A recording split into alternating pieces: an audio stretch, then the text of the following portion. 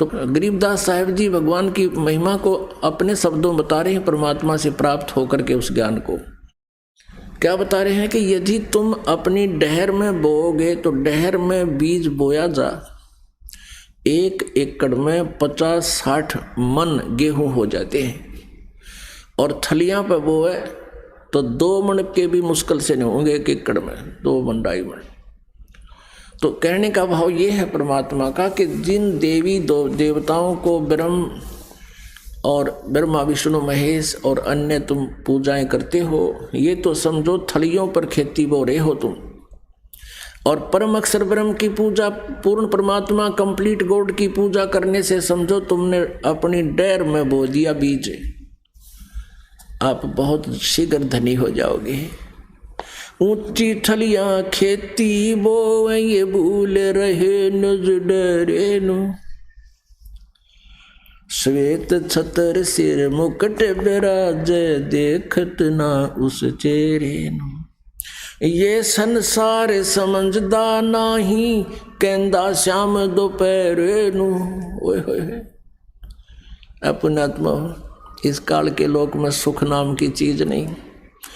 और किसी को आप एक दूसरे से मिलते हो और क्या हाल है, ठीक ठाक, मौज हो रही है।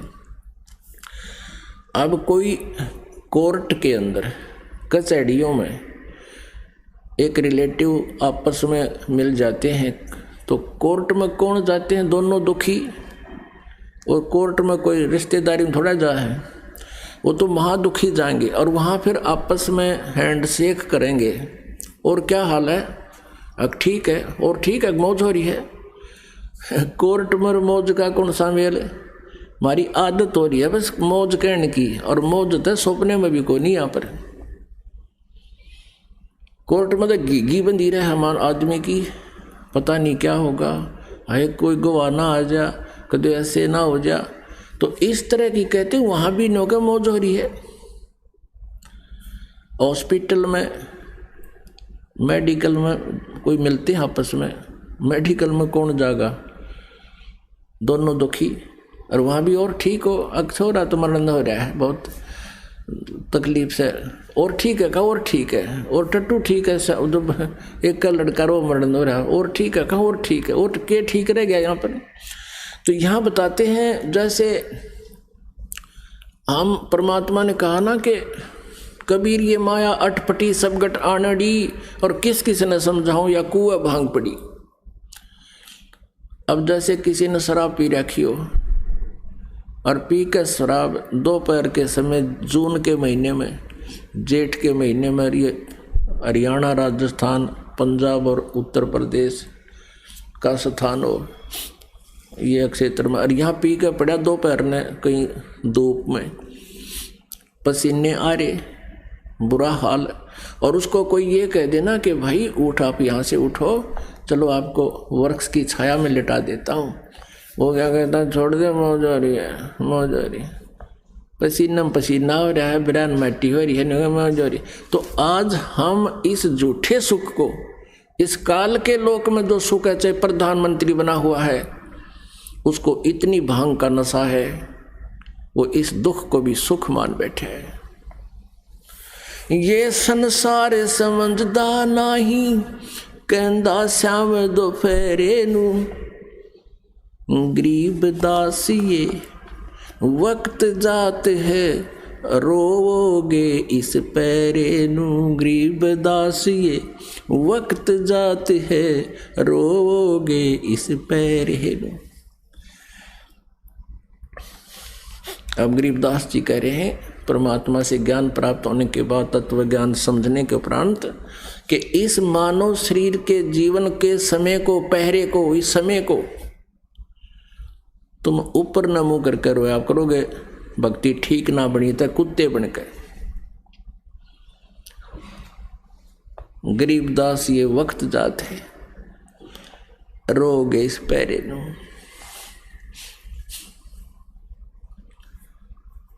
अब परमात्मा की महिमा को कैसे बताते हैं?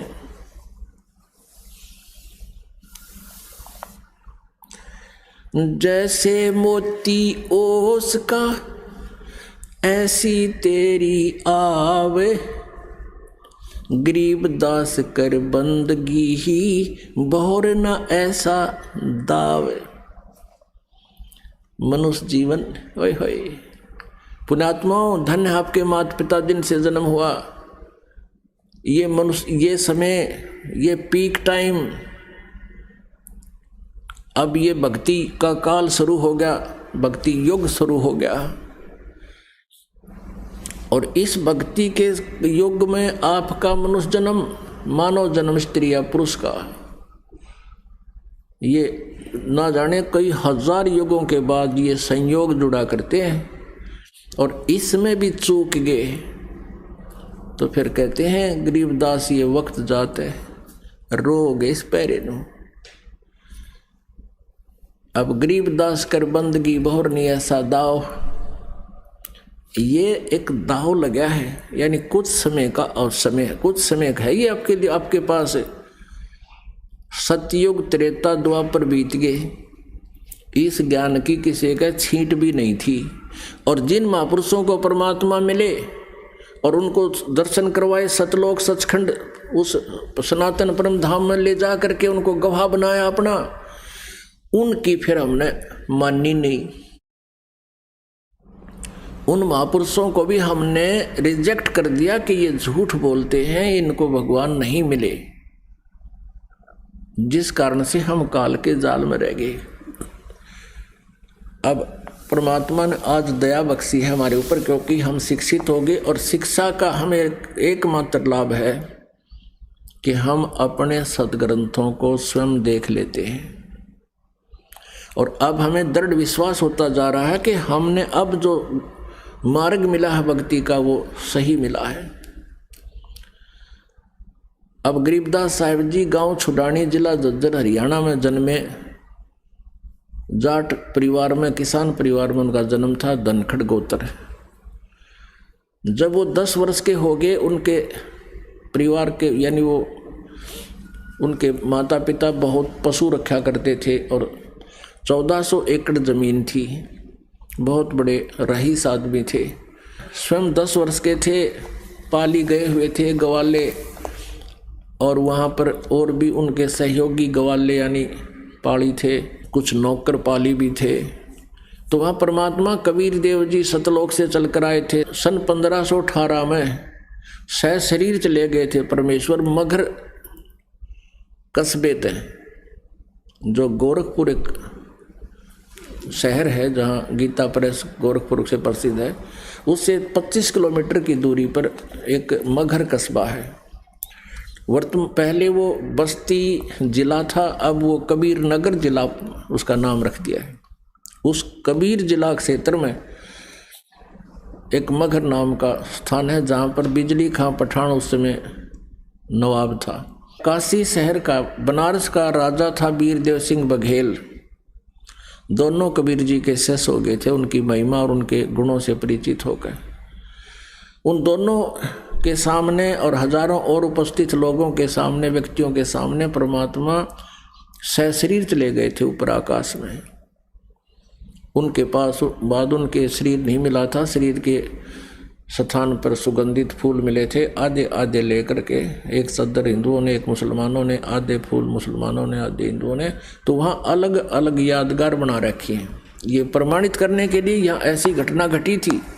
तो सन 1518 में वहाँ से जाने के उपरांत सन 1727 में सतलोक से चलकर सह शरीर एक महात्मा, जिंदा महात्मा के रूप में गरीबदास जी को वहाँ मिले। फिर उनको सतलोक लेकर गए उनकी आत्मा को। उसके बाद गरीबदास जी को मृत जानकर 10 वर्ष के बालक को उनको फूकना यानी अंतिम संस्कार करने की तैयारी कर दी थी, चिता पे लटा दिया था, उनकी आत्मा को वापस छोड़ा। पूरे आंखों देखकर पूरे ब्रह्मांड की रचना को ब्रह्मा जी, विष्णु जी, शिव जी के लोक देखे, दुर्गा का लोक देखा, धर्मराय का लोक देखा, ब्रह्म लोक देखा, काल को देखा जिस ब्रह्म को निराकार बताते थे, और फिर सचखंड में उस परम अक्षर ब्रह्म को देखा। कबीर जी के दोनों रूप देखे। फिर वापस आकर के उन्होंने परमात्मा से प्राप्त उस ज्ञान को किस प्रकार बताया। मत दे दी है बालम याणे नू, मत दे दी है बालम याणे नू, मत दे दी है बालम याणे नू, मत दे दी है बालम याणे नू। गीता और भागवत पढ़े नहीं बूझे शब्द ठिकाने नू, गीता और भागवत पढ़े नहीं बूझे शब्द ठिकाने नू। मन मथुरा दिल द्वारका नगरी, अब क्या करे बरसाने नू, मत दे दी है बालम याणे नू, मत दे दी है बालम याणे नू, मत दे दी।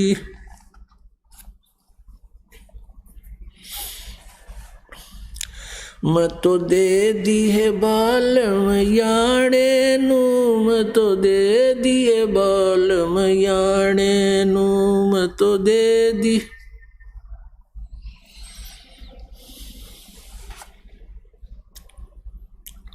गीता और भागवत पढ़े नहीं बूझे शब्द ठिकाने नू, गीता और भागवत पढ़े नहीं बूझे शब्द ठिकाने नू। मन मथुरा दिल द्वारका नगरी, अब के करे बरसाने नू, मत दे दी है बालम याणे नू, मत दे दी है बालम याणे नू, मत दे दी।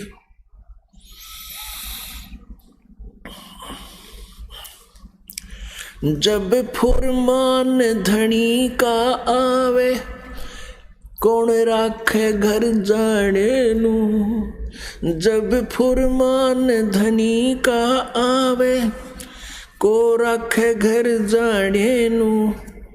जा सतगुरु का शरणा लीजे, जो मेटे जम तलवाणे नू, जा सतगुरु का शरणा लीजे, जो मेटे जम तलवाणे नू, मत दे दी है बालम याणे नू, मत दे दी है बालम याणे नू, मत दे दी। उत्तर दक्षिण पूरब पश्चिम फिरदा दाणे दाणे नू, उत्तर दक्षिण पूरब पश्चिम फिरदा दाणे दाणे नू। सर्व कला सतगुरु साहेब की, हरि आए हरि आणे नू, सर्व कला सतगुरु साहेब की, हरि आए हरि आणे नू, मत दे दी है बालम याणे नू, मत दे दी है बालम याणे नू, मत दे दी बालम याणे नू। जम किंकर का राज कठिन है, नहीं छोड़े राजा राणे नू, जम किंकर का राज कठिन है, नहीं छोड़े राजा राणे नू। या दुनिया दा जीवन झूठा तुम भूल गए मर जाने नू, या दुनिया दा जीवन झूठा तुम भूल गए मर जाने नू, मत दे दिए बालम याणे नू, मत दे दिए बालम याणे नू, मत दे दिए बालम याणे नू, मत दे दिए बालम याणे नू। शील संतोष विवेक विचारो, दूर करो जुल्माने नू, शील संतोष विवेक विचारो, दूर करो जुल्माने नू। ज्ञान दारा छे ध्यान दी तुरिया, कोई जाने पाण रसाणे नू, मत दे दिए बालम याणे नू, मत दे दिए बालम याणे नू। महल कपाट सतगुरु ने खोले, अमी महारस खाने नू, महल कपाट सतगुरु ने खोले, अमी महारस खाने नू। गरीब दास सुन भंवर उड़ावे, गगन मंडल रम जाने नू, मैं तो दे दिए बालम याने नू, मैं तो दे दिए बालम याने नू। अब इसमें कितनी गहरी ज्ञान दिया है परमात्मा के बारे में। अब क्या बताते हैं कि गीता और भागवत पढ़े ना बुझ शब्द ठिकाने नू। अब इनके देखियो, आप समझदार हो गए हो, इस ज्ञान से परिचित हो गए हो पुण्यात्माओं, और आप जी आध्यात्मिक ज्ञान चर्चा का एक विषय चल रहा है इस साधना चैनल पर, ये भी आप देखते सुनते हो। अब श्री कृष्ण जी की पुजारी पूजा करते हैं जो संत, और संतों से फिर श्रद्धालु ग्रहण करते हैं ज्ञान को। अब उन आचार्यों को कहते हैं ये गीता जी के मर्मज्ञ ज्ञाता हैं, और नाम क्या देते हैं? हरे कृष्ण कृष्ण कृष्ण हरे हरे, हरे राम राधे श्याम राधे राधे श्याम मिला दे, राधे राधे श्याम मिला दे, या ओम नमः शिवाय, ओम भगवते वासुदेव नमः। अब गीता जी में कहीं नहीं लिखा कि नाम का जाप करो। फिर गीता जी के पढ़ने का लाभ क्या हुआ? गीता और भागवत पढ़े नहीं बुझे शब्द ठकाड़े नु।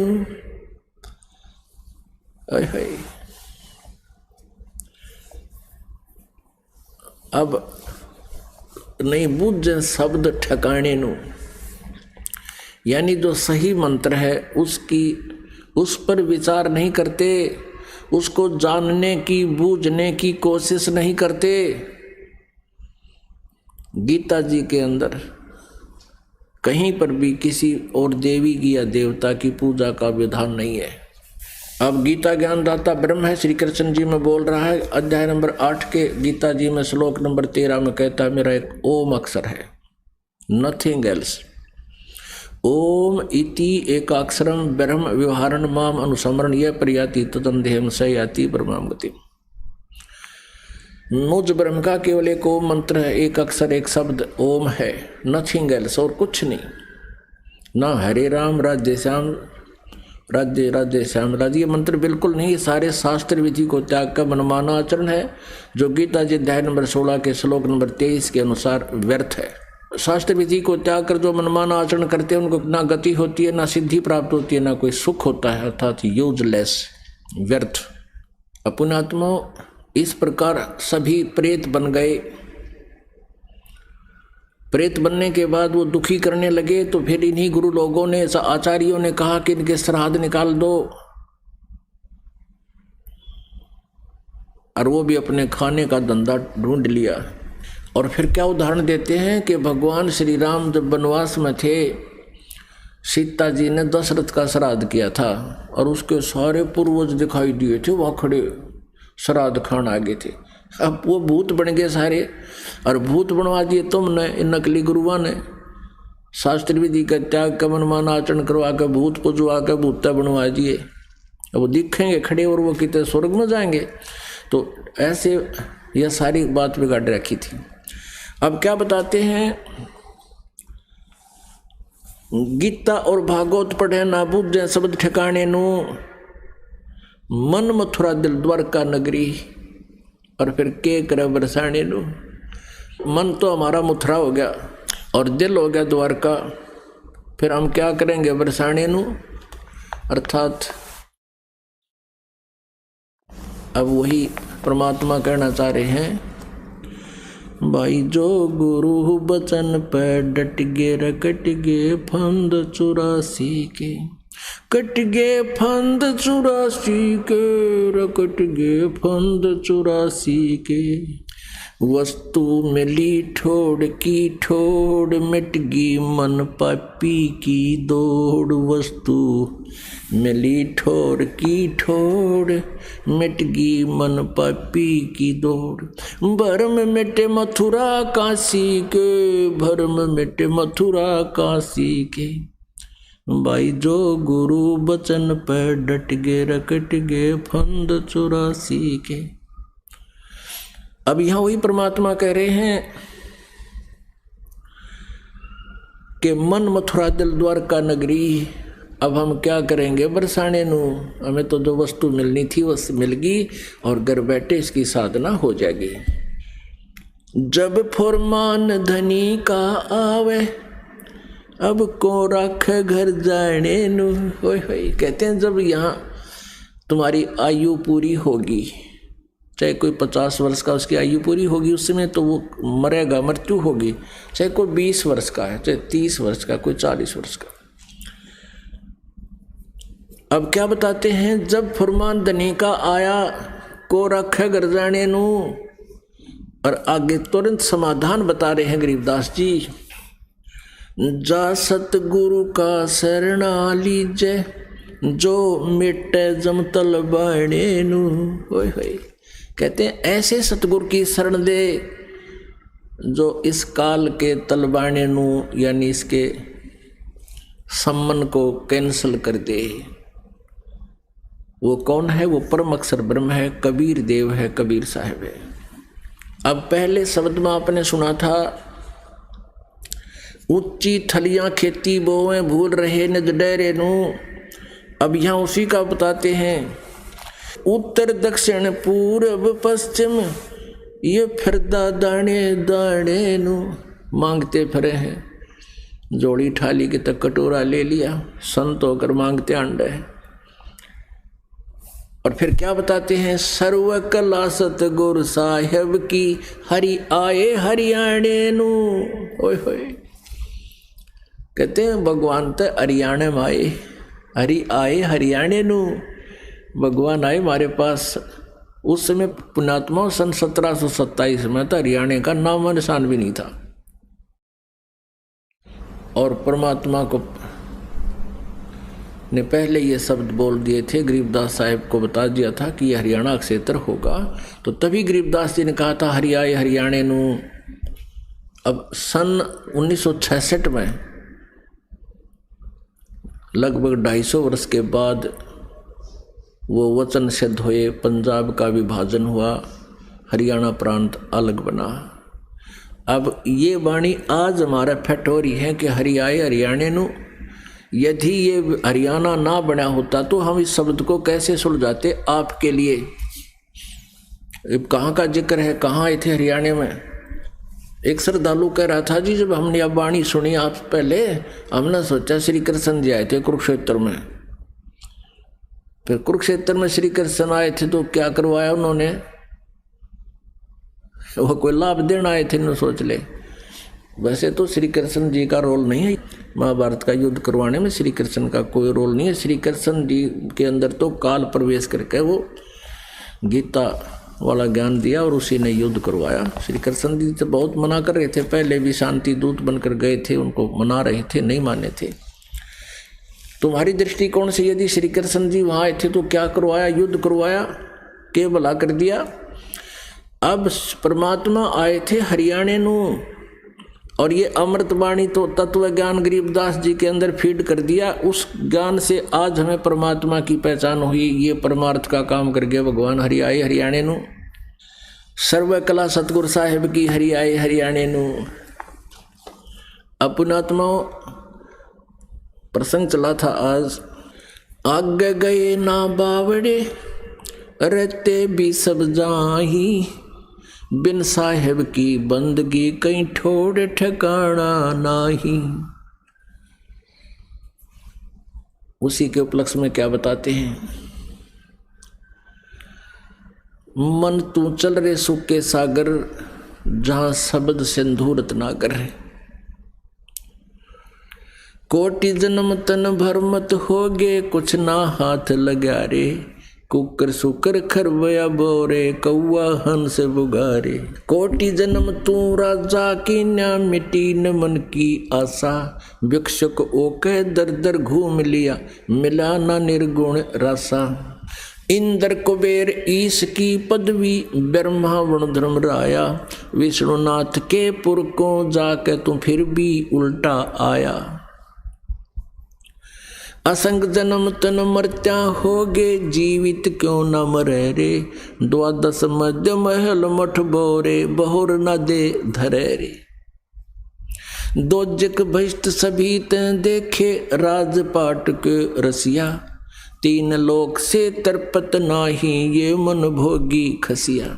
सतगुरु मिले तो इच्छा बेटे पद मिल पदे समाना, चल हंसा उस लोक पठाऊं जो आदि अमर अस्थाना।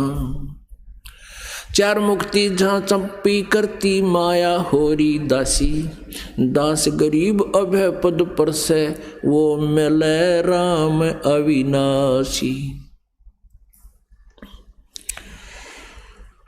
मन तू चल रे सुख के सागर।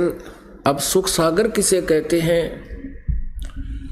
शंखों लहर मेहर की उपजे, कहर नहीं जा कोई, दास गरीब अचल अविनाशी, सुख का सागर सोई। ओए कितनी सुंदर व्याख्या की है सुख सागर की।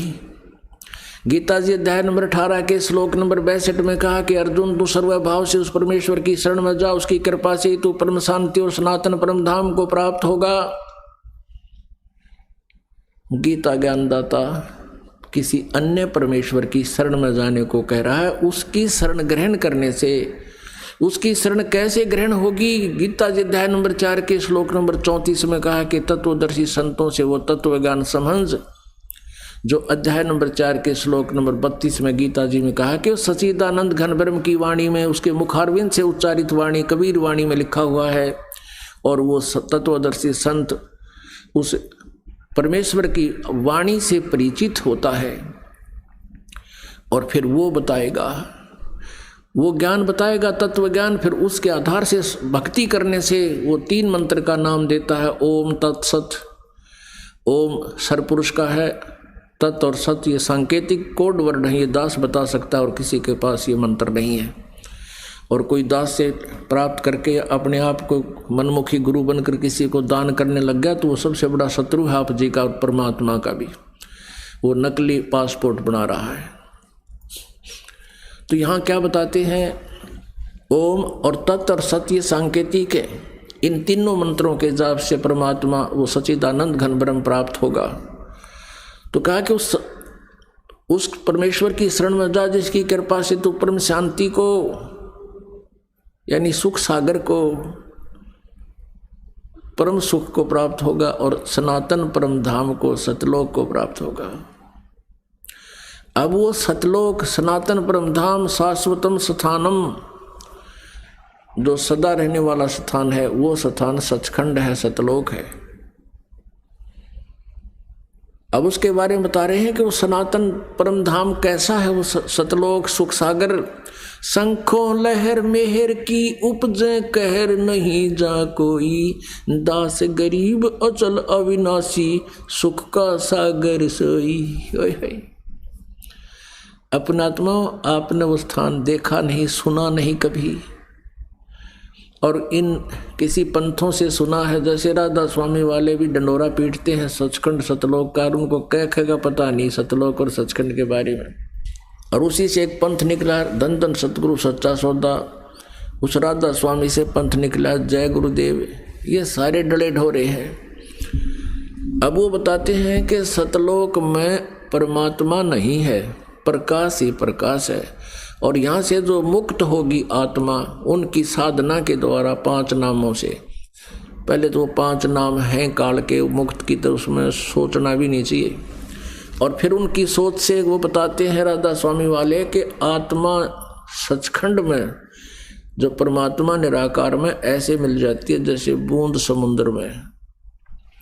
अब बूंद समुद्र में मिलने का तात्पर्य है कि आदमी, आत्मा, जीव वहाँ गया, डूब कर मरने वाली बात होगी वो तो। अब आपको कोई कहे कि चलो समुद्र में आपको राम तो मिला दें, समुद्र में जल ही जल है और वहाँ कैसे प्राप्ति होगी कि उसमें डूब कर मर जाए, उसके अंदर गिर जाए, ले भगवान में लीन हो गया। ये थोड़ी हम की, वहाँ कुछ नहीं है, वहाँ सब कुछ है, वहाँ कोई दुख नहीं है। शंखों लहर मेहर की उपजे और कहर नहीं जा कोई। अपनात्मा दास के साथ बहुत बार ऐसी होती है, होता रहा है, पहले भी होता था ये। इस मार्ग पर लगने से पहले भी होता था। कई बार एकांत में बैठे हों, एकदम अंदर से एक ऐसी हिलोर उठती है, एकदम ना कोई बुरा लगता है, चाहे हमारे शत्रु भी है वो भी, उसके प्रति भी कोई मन में द्वेष नहीं आता, कोशिश करने से भी नहीं आता, और वो रहती है थोड़ी सी देर के लिए। उसके बाद वो चली जाने के बाद फिर वही उसको न्यू कर देंगे, उसने ऐसा कैसा कर दिया, 100 प्रकार की टेंशन दिमाग में आकर घर कर लेती है। वो मेहर की लहर तो चली गई, अब कहर की लहर आ गई। तो परमात्मा कहते हैं ऐसी लहर उस सतलोक में, वो सुख सागर है, शंखों लहर मेहर की उपजे और कहर नहीं जा कोई। यहाँ पर कहर की लहर है, उसने ऐसा कर दिया, उसने ऐसा कर दिया है। कोई और भी सारे पारिवारिक चिंताएं होती हैं, कोई शारीरिक चिंताएं हैं, सारा दिन कोई ना कोई कांटा सा चुभा ही रहता है, वहाँ कोई दुख नहीं। सदाबहार वृक्ष है, सदाबहार काजू किस्मत सेब संतरे, और कोई रोग दोष नहीं, क्योंकि वहाँ पर शरीर ही ऐसा बनता है जो कभी वृद्ध नहीं होता। अब पुण्यात्माओं, इस बात को जो दास कह रहा है इसको वैसे ऐसे वैसे ना समझना, क्योंकि जिनको ज्ञान नहीं वो प्रथम बार सुनते हैं, वो तो बालक हैं, कुछ भी सोचते रहे। लेकिन जो दास बता रहा है वो ज्ञान परमात्मा ने स्वयं आकर बताया है, और ये 100% सत्य है। अब हमने यहाँ से तो मृत्यु को प्राप्त होना ही होना, ये भी आपने पक्का पता है कि यहाँ तो मरना ही पड़ेगा। और आज आपके पास कितना ही सुख उपलब्ध है, कितने आपके लायक बालक हैं, संतान है, संपत्ति है, तो ये तो आपकी है ही नहीं। और यदि आपको पुनर्जन्म हो गया तो ना जाने कहाँ जन्म होगा। मनमाना की तो झोंपड़ी तो स्टार्ट हुआ, फिर जैसे इस जीवन में आपने केक खट्टा और अगला जीवन फिर मनुष्य का हो गया तो फिर केक खट्टाएंगे। ये याद रखने की बात है। परमात्मा कहते हैं ये बातें कहने सुन की नहीं, ये कर पाड़न की है। तो यहां से तो मृत्यु होगी ही होगी, ये तो फाइनल है। तो फिर मृत्यु तो होगी, तो फिर जहां आशा तहां वासा होई, मन कर्म वचन सुमरियो सोई। यदि हमारी आशा यहीं रह गई तो हम फिर पुनर्जन्म में आएंगे। यदि हमारी आशा स्वर्ग के प्रति रह गई तो फिर पुनर्जन्म में आएंगे। यदि हमारी आशा भगवान विष्णु कृष्ण में रह गई, शंकर जी में रह गई, या ब्रह्म तक रह गई तो फिर जन्म में आएंगे। हमारी आशा केवल परम अक्षर ब्रह्म में सतपुरुष में रहे और सतलोक जाने का दृढ़ टारगेट रहे। जैसे अर्जुन ने वो मछली की आंख दिखाई दी थी, लास्ट में आपको वो सतलोक मछली की आंख की तरह दिखेगा जब वहां जाया जाएगा। नथिंग, और कुछ भी नहीं दिखेगा यहाँ। तो पुण्यात्मा अब क्या बताते हैं, कोट जन्म तन भर मत होगे, कुछ ना हाथ लग्या रे, कुकर सुकर खरबया भोरे, कौआ हंस बगारे। सुखदेव ने 84 भुगती बना पजावे खरबो, तेरी क्या बुनियाद पुरानी, तू पंडा पंथ पकड़बो। कहते हैं इन अन्य साधनाओं से जो तुम अभी तक करते रहे, ऋषि महर्षि बनकर भी की आपने, तो सुखदेव जैसे महर्षि भी एक बार अपनी जीवनी बताते हैं कि मैं गधे की योनि भोग रहा था और अंधा बन गया, अंधा गधा, मुझे मालिक ने छोड़ दिया। आगे रास्ते से जा रहा था, आगे छोटा सा नाला था, मैंने दिखाई नहीं दिया, और अगले पैर उसमें गिरने लगे तो मैंने जंप लगाना चाहा, ऐसा जंप लग गया कि मैं फिट हो गया उसमें। वो 2.5 फुट का चौड़ा था, 3 फुट का होगा। आगे मुंह टिक गया, पीछे बैक पृष्ठ भाग टिक गया, और ना पैर टिके, नाले में फ्री हो गए।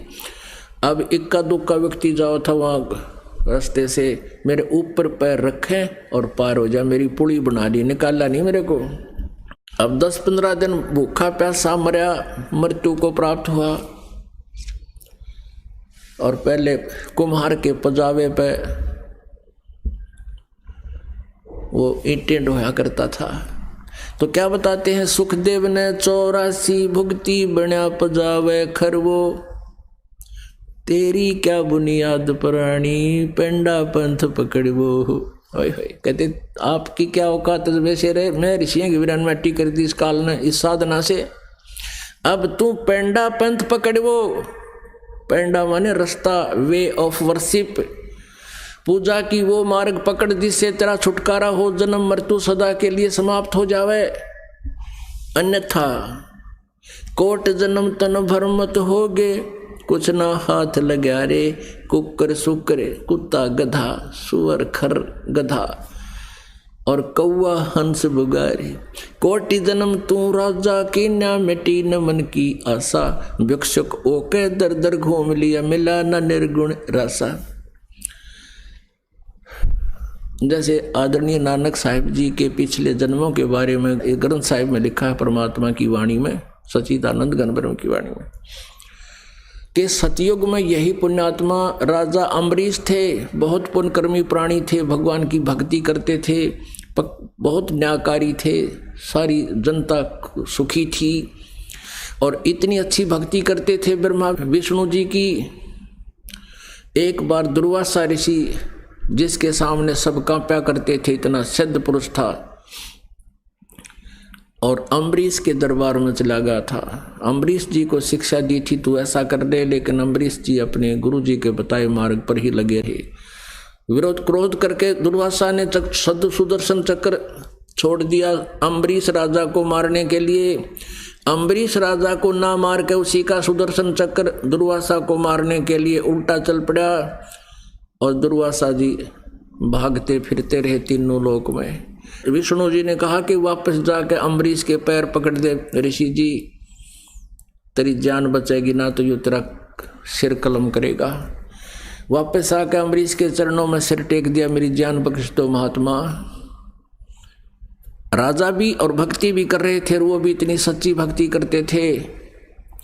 उसके उपरांत वही पुण्यात्मा त्रेता युग में राजा जनक के रूप में जन्मे, जो सीता जी के मुंह बोले पिता कहलाए, और राजा जनक से सुखदेव ऋषि ने उपदेश लिया था। और वही राजा जनक अपने शासनकाल में बड़े धर्मात्मा व्यक्ति थे, कई सैकड़ों की संख्या में उन्होंने अश्वमेध यज्ञ किए, बहुत दान पुण्य करते थे। अब जब राजा जनक का शरीर पूरा हुआ, विमान में बैठकर गए उस पुण्य के कारण। अब काल का जाल समझना पड़ेगा पुण्यात्माओं, ये तत्व ज्ञान है, अपने हर तरह से सावधान रहना पड़ेगा। राजा जनक विमान में जा रहे थे, एक नरक के साथ से वो गुजर रहे थे। नरक में 12 करोड़ आत्माएं हाहाकार मचा रही थी, बुरा हाल था उनका। राजा जनक ने उन पार्षदों से कहा, भगवान के नौकरों से, सेवकों से कहा कि विमान रोक दो। विमान रोक दिया। ये रोने चिल्लाने की आवाज़ कहाँ से आ रही है? उन्होंने बताया कि यहाँ एक नरक है राजन, उसमें आत्माएं दुख पा रही है। राजा ने कहा कि इन आत्माओं को नरक से निकाल दो। अब पार्षदों ने कहा कि राजन, यहाँ आपकी नहीं चलती, यहाँ तो धर्मराज की चलती है। अब उसने कहा कि भाई या तो इनको छोड़ दो। उसको कहा धर्मराज से मेरी बात कराओ। धर्मराज से टेलीफोन मिलाया। अब पार्षदों ने कहा धर्मराज से कि भगवान राजा जनक कहता है इन आत्माओं को छोड़ दो, और आगे जाने से इनकार करता है। धर्मराज वहाँ पर आ गया और कहा राजन आप चलिए, इनको रहने दो, ये अपने कर्म भोगेंगे। तो वो दयालु आत्मा थे, कहने लगा नहीं, या तो मुझे भी इसी में डाल दो या इन 12 करोड़ को छोड़ दो। तब धर्मराज ने कहा कि इसका एक विकल्प है, आप अपने आधे पुण्य दे दो, जिस कारण से हम इनको निकाल देंगे। तो राजा जनक ने आधे से आधे पुण्य दे दिए। वो 12 करोड़ आत्माएं विमान में बैठा कर स्वर्ग में भेज दी राजा जनक के साथ में। अब देखो काल ने कैसे ठग लिया। अब उनको खाली करवा दिया। अब वो 12 करोड़ आत्माएं नरक से निकाल कर स्वर्ग में छोड़ दी। जब तक राजा जनक द्वारा दिए हुए डोनेटेड जो पुण्य उनके साथ रहेंगे, उन पुण्यों का जितना समय स्वर्ग का उनका बनेगा तब तक तो स्वर्ग में रहेंगी, वो अपने पापों को भोगने के लिए पुण्य नरक में फिर डाली जाएंगी। उधर से राजा जनक आधे पुण्य खत्म कर दिए, बाकी के वहाँ स्वर्ग में अपने खर्चे। और फिर नानक जी के रूप में यहाँ पंजाब में जन्म हुआ। और उसमें स्वयं पहले तो राजा होते थे, उनके हजारों नौकर होते थे, और फिर स्वयं एक सुल्तानपुर के नवाब के यहाँ स्वयं नौकरी करते थे। ओए अब क्या बताते हैं, कोटि जन्म तू राजा की न मिटी न मन की आशा, भिक्षुक ओके दर दर घूम लिया ये मिला न निर्गुण रासा। आप ऐसे भी साधक रहे हो, घर त्याग दिया परमात्मा पाने के लिए प्रेरित हो गए, और ऐसे साधक रहे हो कि घर त्याग कर बैठ के जंगल में जाकर एक समय भिक्षा से अन्न आटा या रोटी मांग लाते थे, बाकी वहीं शाम की सूखी सुबह खा लेते थे और भक्ति करते थे। साधना ठीक ना मिलने से आप उन साधनाओं से राजा भी बने, इंद्र की पदवी भी प्राप्त कर ली, स्वर्ग के राजा भी बन गए, ब्रह्मा विष्णु महेश की पदवी भी तुमने पा ली। लेकिन जन्म और मृत्यु ये परम शांति नहीं मिली, जो गीता जी अध्याय नंबर 18 के श्लोक नंबर 62 में कहा है। इंद्र कुबेर ईश की पदवी ब्रह्मा वरुण ध्रुमराया, विष्णुनाथ के पुर को जाके तो फिर भी वापस आया। असंग जन्म तन मर्त्या होगे, जीवित क्यों न मुरे रे, द्वादश मध्य महल मठ बोरे, बहुर न दे धरे रे। ओए होए, अपनात्मा हमारी तो इतनी बुद्धि कंडम होली, गांव का सरपंच बन जा तो नो सोचा पता नहीं के बन गया, क्योंकि सैकड़ों आदमी सरपंच साहब कहने वाले हो गए। और फिर उसकी सोच ये होती है कि मान लीजिए मैं अगर वो चेयरमैन बन जाता है ब्लॉक का तो फिर कौन है कि, और एमएलए बन जाए तो बस पूछो मत, और मंत्री की पद पा जाए तो धरती तोल दे, और मुख्यमंत्री बन जाए तो पता नहीं नो सोचा के बन गया। परमात्मा कहते हैं ये तो कुछ भी को ना, यहाँ के ये छोटे मोटे जो तुम राज समझते हो, आप तो इंद्र भी बने हो और ब्रह्मा विष्णु महेश की पदवी भी तुमने पाई है। और फिर भिखारी जो के तुम, एक बार मार्कंडे ऋषि तप कर रहे थे बंगाल की खाड़ी में। अब इंद्र की गद्दी कैसे प्राप्त होती है, या तो तप से या अश्वमेघ यज्ञ यानी पुण्य से।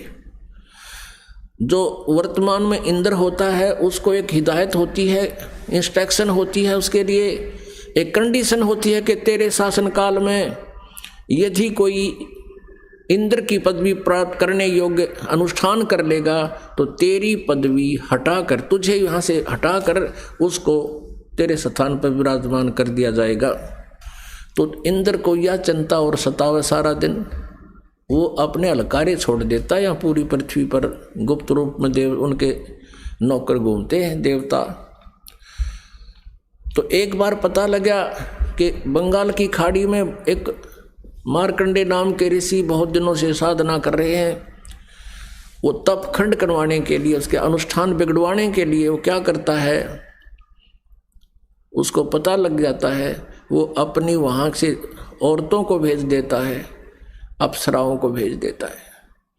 अब उसको पता था कि मार्कंडे जो है ना एक छोटा मोटा ऋषि नहीं है, उसके लिए उसने अपनी पत्नी ही भेज दी। ओ तेरा गजब, युवराज की इसी बूंदी बीमारी हो है। अब उसने उर्वशी भेजी, मार्कंडे ऋषि के सामने खड़ी होकर के वह डांस करने लगी। अब डांस करते करते उसने अपना कमर का नाड़ा तोड़ दिया, निवस्त्र होगी। मार्कंडे ऋषि ने कहा, हे बेटी, हे बहन, हे माई, आप यहाँ किस उद्देश्य से आई? ऐसी भाषा को सुनकर वो शर्मिंदा हो गई, वस्त्र पहनकर कहने लगी, मार्कंडे गोसाई इस जंगल में, इस वन में जितने भी साधक थे वो तो मेरे को देखते ही डामाडोल हो गए, उनका सभी का तप खंड हो गया। आपकी समाधि ना जाने कहाँ थी, आप नहीं डामाडोल हुए। तो मार्कंडेय गोसाई ऋषि ने कहा कि मेरी समाधि जहाँ थी, यानी मैं ब्रह्मलोक में सांग देख रहा था, ब्रह्मलोक में। अब पुण्यात्मा उस तत्व ज्ञान की रोशनी में आपको पता चलेगा हम कहाँ खड़े थे।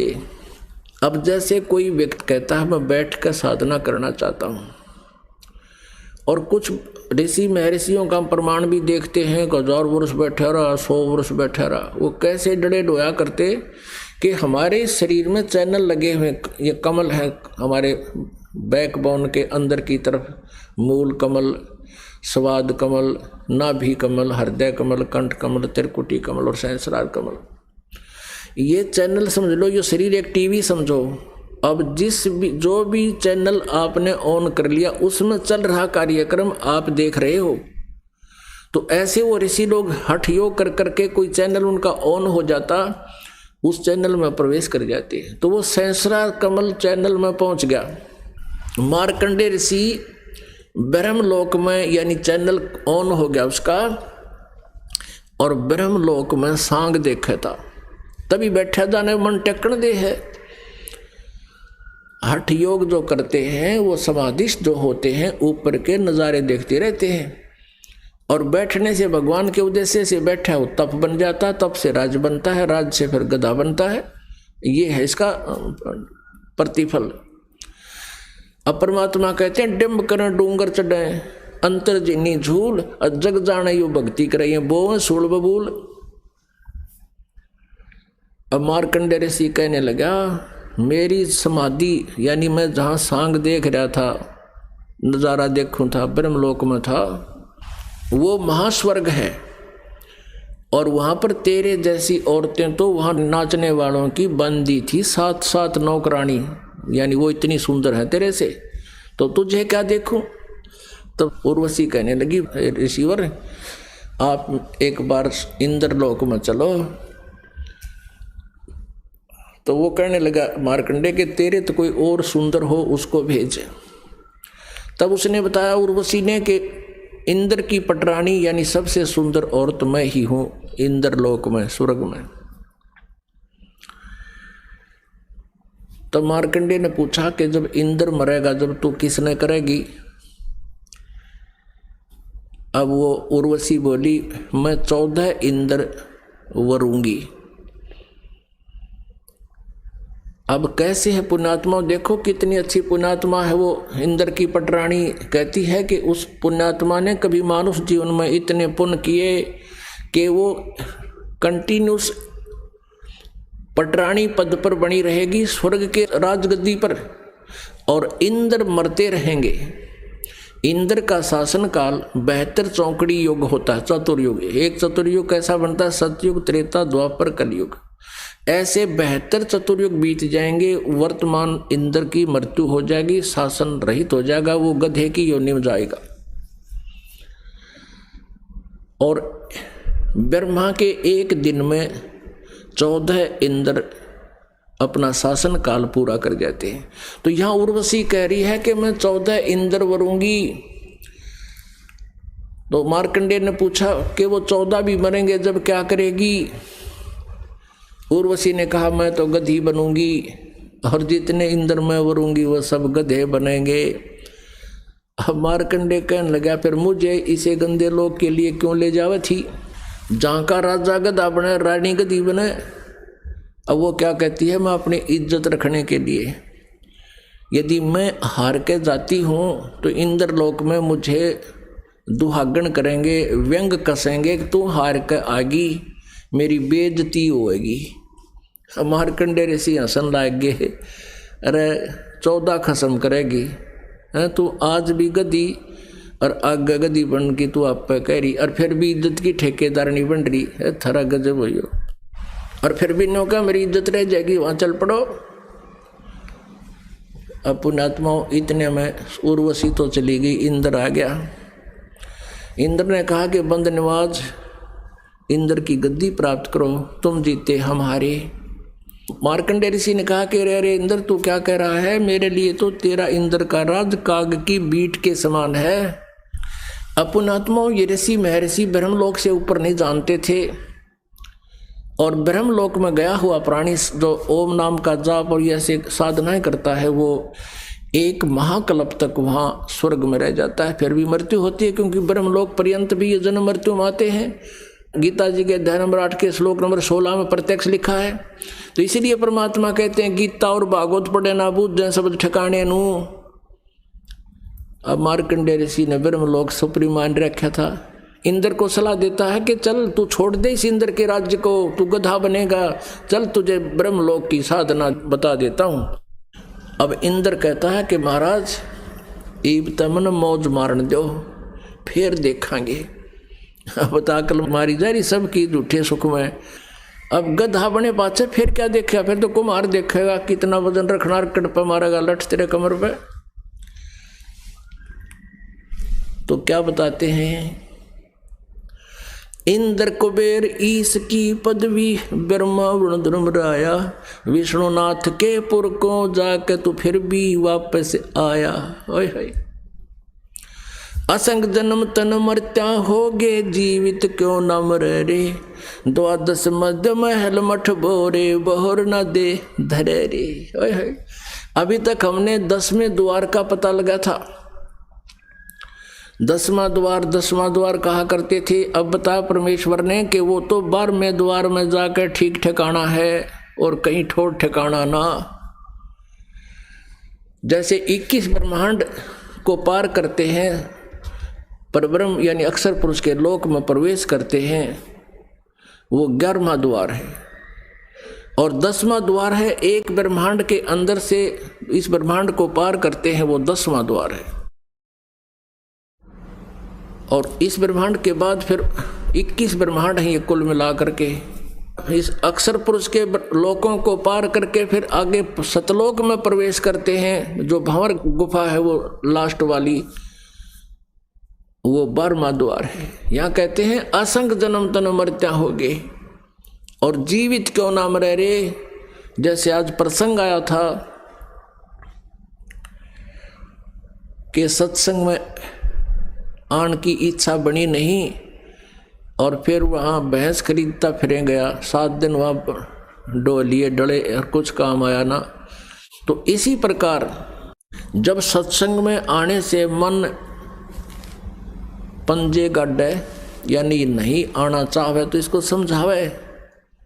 परमात्मा क्या बता रहे हैं कि असंग जन्म तन मर्त्या होगे, और जीवित क्यों ना मरे रे। जैसे पुण्यात्माओं आप जी ये सोच लेते हैं कई बार कि भी सत्संग में जाऊंगा तो कोई काम बिगड़ जाएगा, पीछेतानी हो जाएगी।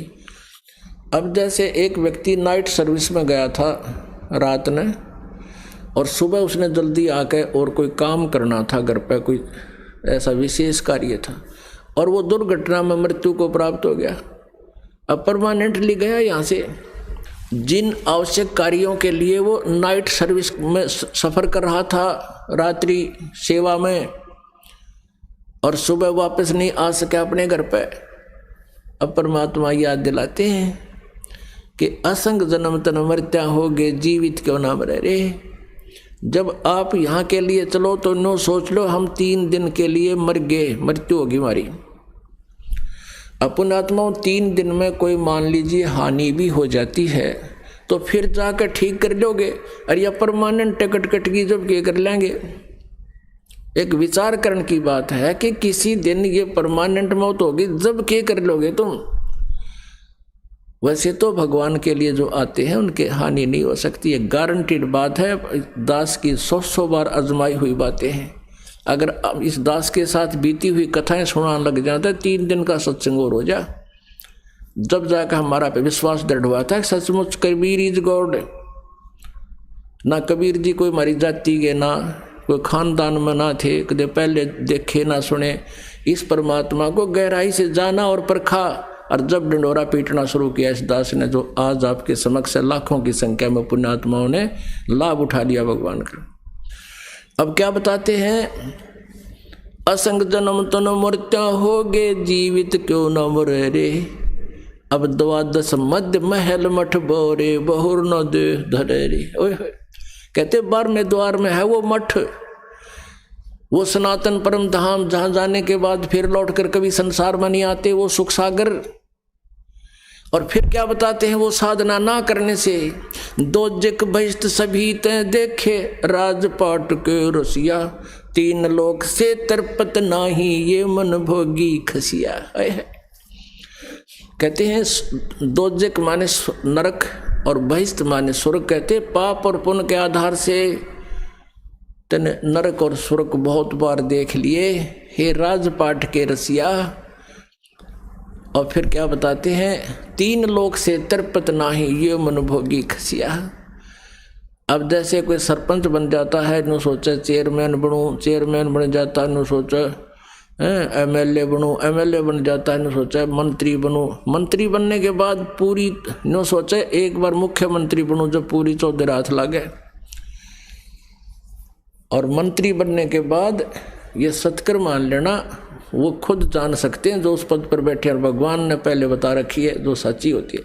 वो ने सोचा प्रधानमंत्री बनूं, जब पूरी कसर लिकड़े, इतना मृत्यु हो जाए फिर गधा संतरी बना पाओ फिर कितना। तो परमात्मा कहते हैं 3 लोक से भी इसकी सेटिस्फेक्शन नहीं है, संतुष्टि नहीं इस मन पापी की।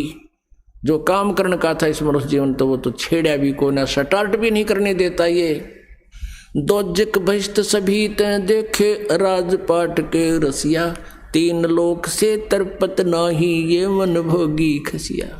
अब कहते इसका कैसे समाधान होगा, सतगुरु मिले तो इच्छा मेटे, पद मिल पदे समाना, चल हंसा उस लोक पठाऊं जो आदि अमर अस्थाना। वो शाश्वत स्थान सनातन परम धाम पर ले चलता हूँ। कहते सतगुरु मिले तो इच्छा मिटे, तत्वदर्शी संत मिलेगा तो इस तरह का ज्ञान दे करके तुम्हारा यहाँ से हृदय हटावेगा और यहाँ के इस झूठे सुख से वापस हटोगे और भगवान में दृढ़ हो जाओगे। सतगुरु मिले तो इच्छा मिटे, पद मिल पदे समान। पद, पद माने वे ऑफ वर्शिप, पद्धति, भगवान की सच्ची साधना की विधि। और पद मिल पदे समाना, गीता जी अध्याय नंबर 15 के श्लोक नंबर 4 में कहा कि जब तत्वदर्शी संत प्राप्त हो जाए उसके पश्चात परमेश्वर के उस परम पद की खोज करनी चाहिए, जहां जाने के बाद फिर लौटकर कभी संसार में नहीं आते, उनका पूर्ण मोक्ष हो जाता है। तो यहां बताया है कि सतगुरु मिले तो इच्छा मिटे, पद मिल पदे समाना। पद वे ऑफ वर्शिप सही बतावेगा, पद्धति सही देगा और उस पद को प्राप्त कराएगा। चल हंसा उस लोक पठाऊं जो आद अमर अस्थाना। और वहां क्या सुख है, क्या कहते यहाँ की तुम साधना भी कर लेते हो, 4 मुक्तियां प्राप्त करके फिर भी वो खाली हाथ आते हो स्वर्ग से। 4 मुक्ति जहां चंपी करती माया होरी दासी, दास गरीब अभय पद पर से वो मिले राम अविनाशी। बोलो सतगुरुदेव।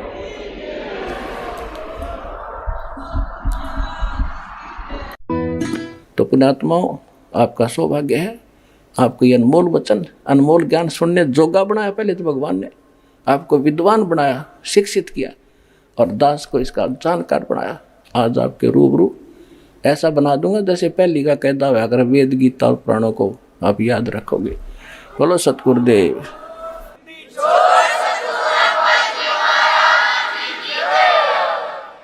तो अब आपको कुछ भक्तों के अनुभव सुनाएंगे जिनको परमात्मा से प्राप्त जो लाभ हुए हैं वो अपने मुख कमल से बताएंगे। सुनिएगा। नमस्कार जी। सत साहेब। क्या नाम है बहन जी आपका? संगीता दासी। संगीता जी, आप कहाँ की रहने वाली हैं? नांगलोई सुल्तानपुरी। बहन जी, संत रामपाल जी महाराज से कब जुड़े आप? संत रामपाल जी महाराज से 2000 में जुड़े थे, वो भी मेरे मामा जी के द्वारा।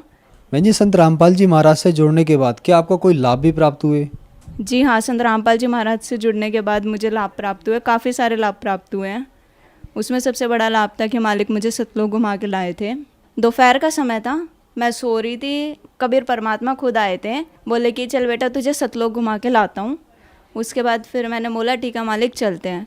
तो मालिक मुझे एक रथ लेके आए थे कबीर परमात्मा, तो उसमें गई थी। फिर आगे जाके मकर तार की डोरी आई थी, 3 डोरियाँ थी, उसमें से एक मकर तार की डोरी थी। उसकी तरफ देखना नहीं था। अब कबीर परमात्मा से मैंने पूछा कि परमात्मा जी ये क्या है? तो परमात्मा ने बोला बेटा ये मकर तार की डोरी है, इसकी तरफ देखना नहीं है। तो मैंने इसकी तरफ नहीं देखा। उसके बाद फिर परमात्मा आगे लेके गए, तो आगे सतलोक था। सतलोक का गेट था जो बहुत ही बड़ा था, सोने का गेट था, और ऊपर बड़े बड़े अक्षरों में लिखा हुआ था सतलोक। उसके बाद परमात्मा मुझे अंदर लेके गए।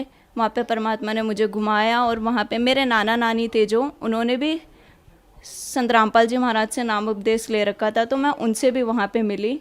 उनको सत्साहिब भी किया, वो अपना सिमरन कर रहे थे, सत्संग सुन रहे थे, और वहाँ पे काफ़ी चीज़ें देखी। बहुत ही अच्छा मतलब था, यहाँ से तो बिल्कुल अलग ही था वहाँ पे। उसके बाद फिर परमात्मा बोले चल बेटा नीचे चलते हैं।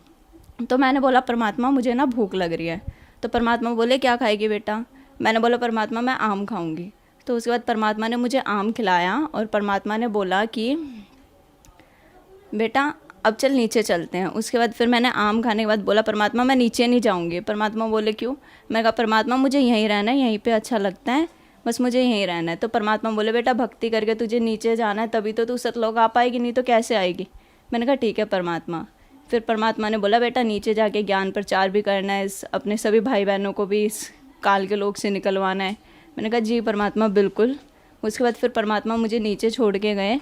तो जब मैं उठी तो मैंने सबको बताया, और मेरे मुंह का स्वाद ऐसा था जैसे कि बहुत ही मीठा आम खाया हो मैंने। एक लाभ ये मिला था कि हमारे घर में ना भूत प्रेत की बहुत बाधाएं थी, आवाज़ें आती थी। मैं छोटी थी तो मम्मी के पेट पे सोती थी, तो जो भूत प्रेत थे वो है ना वो मुझे पेट पे से गिरा देते थे। तो ये सारी बातें जब मेरी मम्मी ने मेरे मामा जी को बताई, तो उन्होंने बोला कि बहन एक ही हैं जो इन सब से छुटकारा दिला सकते हैं। तो मेरे मामा जी ने बोला कि करौता में संत रामपाल जी महाराज हैं, उनसे उपदेश लेने के बाद तेरे सारे कष्ट दूर हो जाएंगे। तो मम्मी ने बोला कि मैं तभी उपदेश लूँगी जब परमात्मा खुद आके मुझे, संत रामपाल जी महाराज खुद आके मुझे दर्शन देंगे।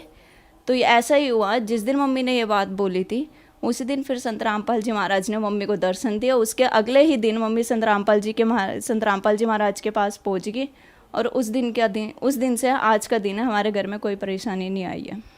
एक लाभ और हुआ था, किसी कारणवश मेरा नामखंड हो गया था, तो उसी बीच नामखंड होने के बीच ही हमने अनुपासना भी अपना ली थी, जिसकी वजह से और ज़्यादा दिक्कतें आने लगी थी। हमने काफ़ी पंडितों को दिखाया, काफ़ी जो मुसलमान वगैरह हैं उनको भी दिखाया, लेकिन कोई फ़र्क नहीं पड़ा। इवन मेरे अंदर जो मेरे दादा दादी आते थे वो भी बोल के चले गई थी कि लड़की होली तक रहेगी, उसके बाद नहीं रहेगी। जो अभी होली गई है उसी होली की बात है, ये बोला गया था सिर्फ होली तक रहेगी, उसके बाद लड़की नहीं रहेगी, बचा सको तो बचा लो। और साथ ही ये भी बोल के गई थी कि संत रामपाल जी महाराज जी पूर्ण परमात्मा है, उन्हीं से तुम्हारा मोक्ष होगा।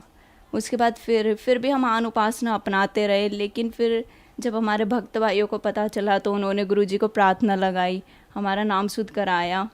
उस दिन जिस दिन नाम शुद्ध कराया प्रार्थना लगाने के बाद से, उस दिन से लेके आज तक का दिन है, मैं आपके सामने खड़ी हूँ बिल्कुल ठीक ठाक। नहीं तो मेरी हालत ऐसी थी कि मैं ना कुछ खा सकती थी ना पी सकती थी, पूरे दिन उल्टी होती रहती थी। लेकिन आज का दिन है, उस दिन से लेके आज का दिन है, मुझे कोई परेशानी नहीं है, मैं बिल्कुल ठीक हूँ, आपके सामने हूँ संत रामपाल जी महाराज की दया से। मैं जी संत रामपाल जी महाराज से नाम दीक्षा लेने के बाद आपको बहुत सारे लाभ मिले। आपको देखने से लगता है कि आपकी उम्र बहुत कम है और इस उम्र में आप भक्ति कर रहे हो। आपकी उम्र के बच्चे कहते हैं कि अभी भक्ति नहीं करनी चाहिए, खेलने कूदने की उम्र है, हम भक्ति बुढ़ापे में करेंगे। उनको क्या कहना चाहती हैं आप?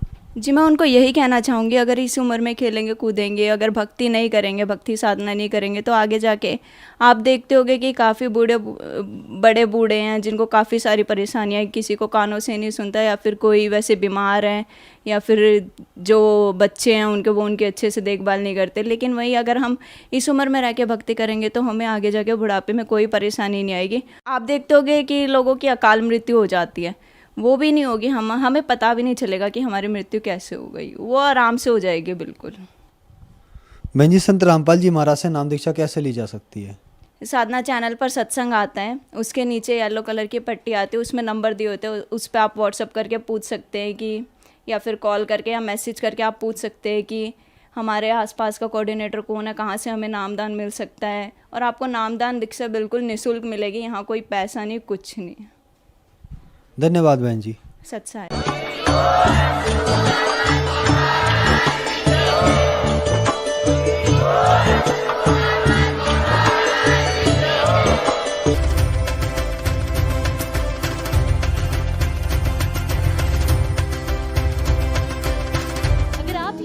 YouTube पर देख रहे हैं तो हमारे चैनल को सब्सक्राइब करें और बेल आइकन को दबाना ना भूलें। अगर आप Facebook पर ये वीडियो देख रहे हैं तो हमारे पेज को लाइक करें।